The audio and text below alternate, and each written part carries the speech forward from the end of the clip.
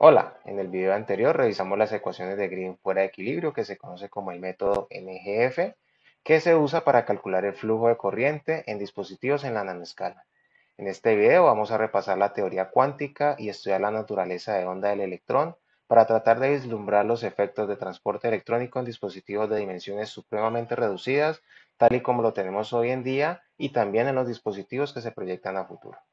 Vamos a empezar recordando el espectro de un cuerpo negro y en particular los inicios de la teoría cuántica con la conocida catástrofe ultravioleta. Un cuerpo negro es un objeto idealizado en física que absorbe toda la radiación electromagnética incidente sin importar la frecuencia o el ángulo de incidencia, contrario a un cuerpo blanco que refleja toda radiación por completo.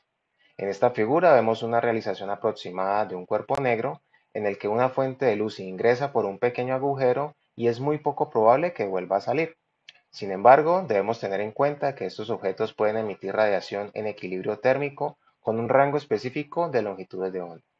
La teoría clásica de finales del siglo XIX e inicios del XX predecía que un cuerpo negro en equilibrio térmico emitiría radiación en todo el rango de frecuencias, donde la cantidad de energía emitida sería directamente proporcional a la frecuencia. Aquí en la figura vemos esta predicción en la línea negra, donde podemos notar que el espectro de radiación tendería a infinito para bajas longitudes de onda o equivalente a altas frecuencias. Esto se conoció como la catástrofe ultravioleta y hacía referencia a que la teoría podía predecir los resultados experimentales hasta frecuencias de 105 GHz, pero divergía considerablemente en el régimen ultravioleta del espectro electromagnético. Esto fue resuelto en el año 1900 por Max Planck, quien asumió que la radiación electromagnética podía ser únicamente emitida o absorbida en paquetes discretos o cuantos de energía equivalentes a h, que es la constante de Planck, multiplicado por la frecuencia nu, que a su vez es equivalente a la velocidad de la luz c sobre la longitud de onda lambda. De esta forma, lo que tenemos es que solo son permitidos ciertos modos de emisión de luz, similar a una cuerda punteada, tal y como vemos en esta simulación, en la que una cuerda puede vibrar a una frecuencia fundamental y una serie de armónicos. De esta forma, lo que tenemos es que solo son permitidos ciertos modos de emisión de luz, y con esto fue posible predecir correctamente la forma de las funciones de distribución espectral, como lo vemos en la figura, donde trabajos posteriores de Einstein y Bose permitirían afirmar que estos cuantos de energía eran realmente partículas físicas que conocemos ahora como fotones y no simplemente objetos matemáticos. Y estas conclusiones partieron de los experimentos de Hertz en 1887, quien encontró que al alumbrar una placa metálica con luz ultravioleta obtenía un flujo negativo de carga, y seguido por la observación de Lennard en 1902, que ese flujo de corriente podía ser detenido al aplicar un voltaje específico, y esto era independiente de la intensidad de la fuente de luz, pero dependía únicamente de su frecuencia. Démosle un vistazo al experimento. Tenemos aquí una placa metálica que es alumbrada con una fuente de luz monocromática, lo que produce que el metal emita electrones. Esta placa la llamaremos emisor y vamos a agregar un segundo electrodo que llamaremos colector y que pondremos a cierta distancia, ambos en un tubo al vacío, y luego vamos a aplicar un voltaje en el colector V sub C que se ajusta para atraer o repeler los electrones emitidos, según la polaridad del voltaje. Cuando la luz ultravioleta golpea la superficie del emisor, los electrones emitidos no pueden llegar al colector cuando aplicamos un voltaje negativo, como vemos hacia la izquierda en la curva roja.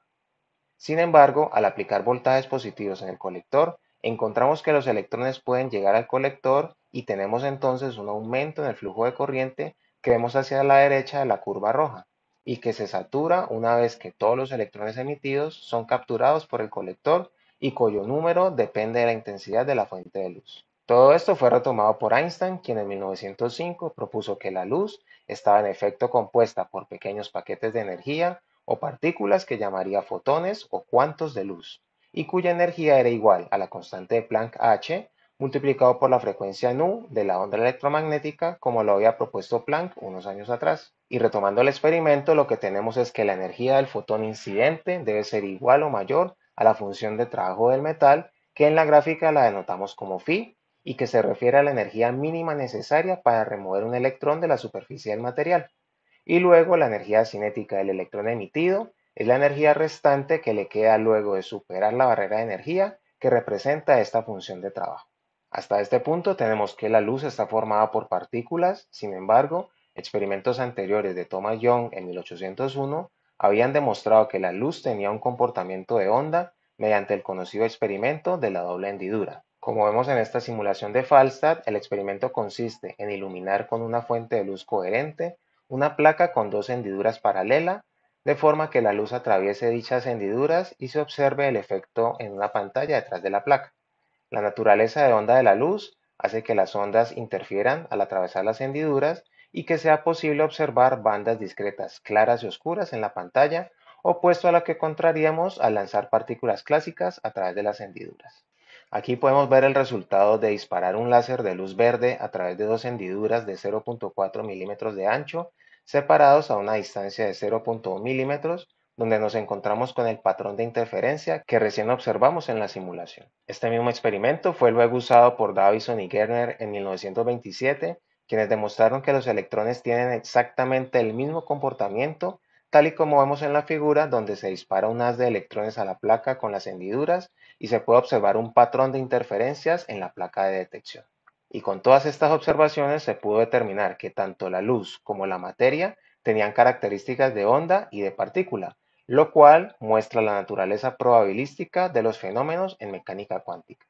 De esta forma fue postulada la dualidad de onda-partícula en mecánica cuántica, donde encontramos que cada partícula o entidad cuántica puede ser descrita como una partícula o una onda, lo cual expresa la inhabilidad de la física clásica de describir por completo el comportamiento de los objetos en escala cuántica como únicamente una onda o únicamente una partícula. Con lo que Einstein escribió que esto representaba una nueva dificultad, pues en algunos casos se podría usar una teoría, en otros casos otra, y sería entonces necesario trabajar con ambos para explicar por completo los fenómenos de la luz y objetos en la escala cuántica en general. Lo que debemos tener en cuenta es que las partículas macroscópicas, como los objetos que podemos ver con nuestros propios ojos, tienen unas longitudes de onda extremadamente cortas, por lo que es prácticamente imposible detectar las propiedades de onda. En este video repasamos los conceptos fundamentales y los experimentos que sentaron las bases de la teoría cuántica, que nos dice que toda partícula tiene naturaleza de onda y viceversa.